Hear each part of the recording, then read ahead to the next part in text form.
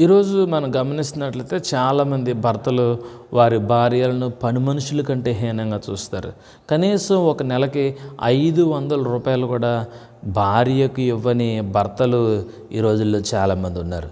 ఎప్పుడైతే నీ భార్యకు నువ్వు డబ్బులు ఇవ్వడం మానేస్తావో, ఆ భార్య చిన్ని చిన్ని సంతోషాలు, ఆనందాలు, ఆమె యొక్క చిన్న చిన్న అవసరాలు ఖర్చు పెట్టుకోవడానికి డబ్బులు లేక ఆమె ఒక దొంగగా మారుతుంది. ఆమె ఇతరుల మీద ఆధారపడడం అలవాటు పడుతుంది. అలా పూర్తిగా అది నీ జీవితానికి చాలా సమస్యగా ఉంటుంది.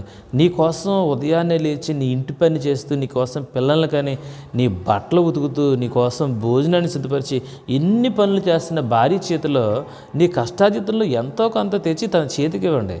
అలా ఇచ్చినప్పుడు ఆ భార్య ఎంతో సంతోషపడుతుంది. అయితే ఆ డబ్బులను దాచుకుంటుంది. లేదా ఆమె ఏదైనా చిన్న చిన్న ప్రతి 10 రూపాయలకి భర్తను అడుక్కోవాలి అంటే ఆ భార్య ఏదో ఒక రోజు తన మనసుకు నొచ్చుకుంటుంది. అలా నొచ్చుకున్న రోజున నీ బ్రతుకు నరకంగా మారుతుంది.